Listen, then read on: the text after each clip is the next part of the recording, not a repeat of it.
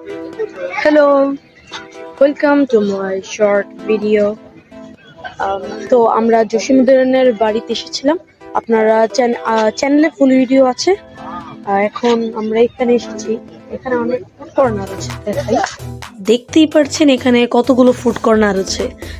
এখানে বিকালে মানুষ চা, ফুচকা, চটপটি এগুলোই খায়। আপনাদের কর্নারগুলো আমি দেখিয়ে দিচ্ছি পুরোটা। সন্ধ্যাবেলা অনেক সুন্দর লাগে। আর এটা গাছ হচ্ছে এক ধরনের ছোট পাকোড়া, এগুলো খেতে অনেক মজা।